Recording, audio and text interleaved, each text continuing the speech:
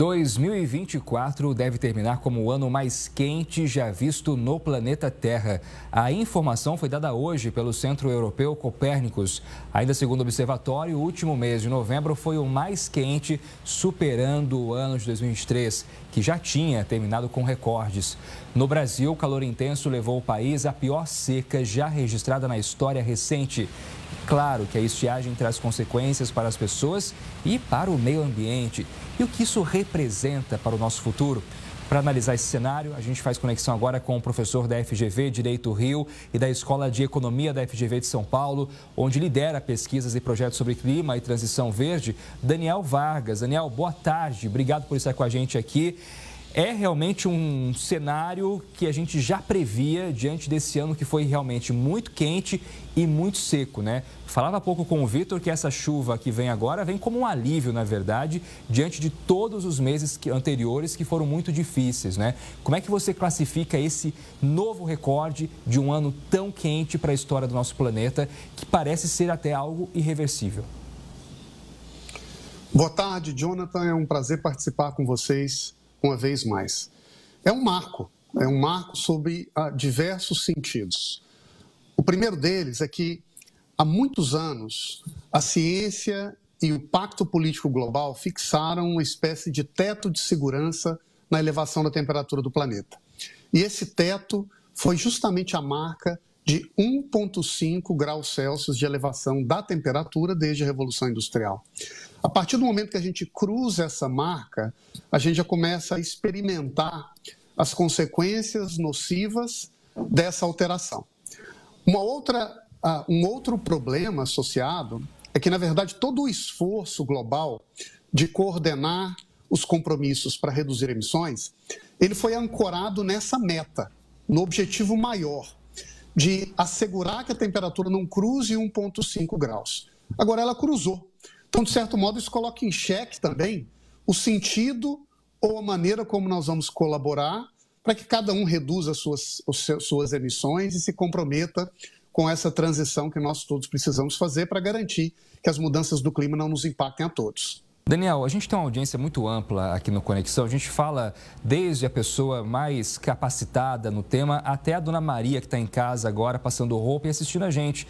E ela precisa entender o seguinte: o que tem provocado esse aumento da temperatura, né? São os carros demais em circulação nas rodovias, nas cidades, são as indústrias? O que provoca esse aquecimento global do planeta? Sim. A causa fundamental são as emissões dos gases de efeito estufa. Mas onde está a maior concentração dessas emissões?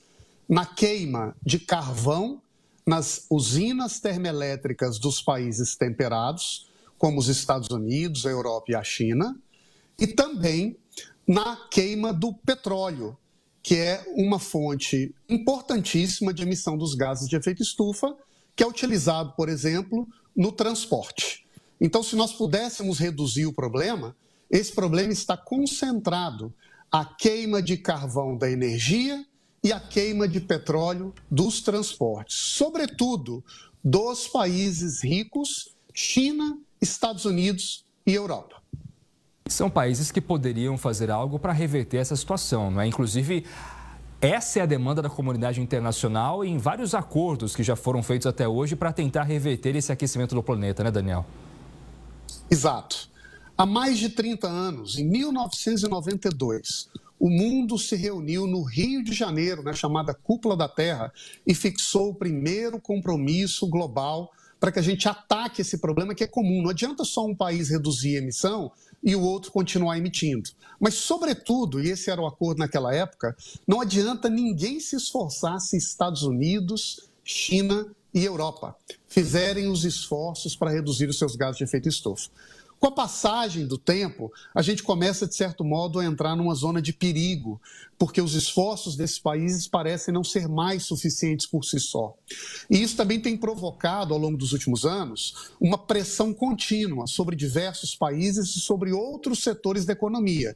Mais recentemente, por exemplo, muita gente diz que a agricultura precisa também se esforçar para reduzir as suas emissões, para não contribuir com as mudanças do clima. É verdade, isso é um problema de todo mundo, mas não podemos perder de vista de que existem alguns que são mais prioritários do que outros. Tem um livro que eu gosto bastante, que fala muito sobre esse assunto, é Uma Verdade Inconveniente, do Al Gore. Acho que para quem está em casa, quer entender um pouco mais, também é uma leitura muito válida para a gente ver que ainda em 2006 já havia debate sobre esse tema e pouco foi feito, né, Daniel, de lá para cá, para a gente tentar, de fato, reverter essa situação. A gente tem iniciativas, por exemplo, o carro elétrico, né, que pode ajudar, e até queria a sua opinião, vai, de fato, ajudar a gente a reduzir o aquecimento do planeta? Vai demorar demais para a gente conseguir fazer com que isso aconteça? Quais outras iniciativas são importantes? Porque a gente precisa resolver isso urgentemente. O planeta já está mostrando sinais de que não dá mais para seguir do jeito que está. Certamente. Nós já estamos vivendo um momento em que, digamos assim, a Terra está fervendo. E é importante adotar as medidas necessárias para evitar que esse problema se torne permanente e que passe, a partir de então, a gerar novas consequências, talvez ainda mais graves. O livro do Al Gore, que você mencionou, teve o papel de popularizar no conhecimento público, político, a importância da agenda das mudanças do clima. A partir de então, a gente tem visto esforços, iniciativas de países diferentes. Eu acho sempre importante destacar que não há uma bala de prata, uma solução única e global. É necessário pensar em soluções variadas segundo setores e campos do mundo variados. Em relação ao transporte, o carro elétrico tem sido apresentado como iniciativa valiosa, em parte ela é. Mas eu acho também que é importante não perder de vista que o carro elétrico ele é alimentado por uma fonte energética. E se essa energia que alimenta a bateria for suja, o carro elétrico pode ter um impacto muito pequeno, se é que algum. Veja o caso da Europa. Propagandeia o carro elétrico como solução para as emissões. Mas esse mesmo carro elétrico europeu é abastecido com energia de fontes de termoelétricas movidas a carvão. No saldo final, é um carro que emite mais do que o próprio carro flex brasileiro movido a etanol. Então é importante entender o jogo e como que cada solução se encaixa em um sistema energético e um sistema produtivo. O tempo é curto, é importante a gente avançar. Do contrário, nós teremos que avançar, ainda que sem querer, numa outra direção. Nos adaptar para as mudanças que estão chegando. E veja como o Brasil poderia ser uma potência para dar exemplo, né, Daniel? Você citou aí o caso da energia, as fontes de energia na Europa. Aqui a gente tem uma incidência solar que permite muito o uso da energia solar mesmo, né, com a instalação de placas solares nas residências, enfim. O que precisa é incentivo também por parte do governo para que a gente consiga disseminar tudo isso e fazer a coisa acontecer.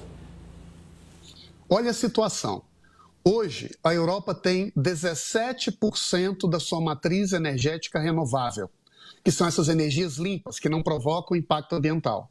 Se incluir o gás, que eles nomearam como uma energia de transição, chega a 40%.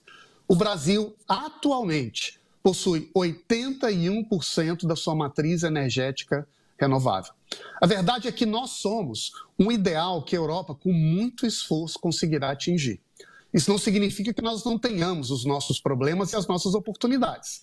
Se hoje, sem entrar fundo nesse debate climático, nós já estamos com uma matriz prioritariamente limpa, imagina se nós abraçarmos esse compromisso da transição verde como oportunidade econômica. O quanto de energia limpa nós ainda podemos gerar aqui, aproveitando o nosso sol, como você mencionou, os nossos ventos da costa e a nossa própria produção de agroalimentos como fontes de fotossíntese que geram um bem que pode depois alimentar uma produção energética sustentável, como já é o caso da etanol da cana, quem sabe do trigo, do milho, entre outras fontes que nós vamos gerar. Então o Brasil tem uma vocação natural de ser uma solução para parte do problema climático do planeta.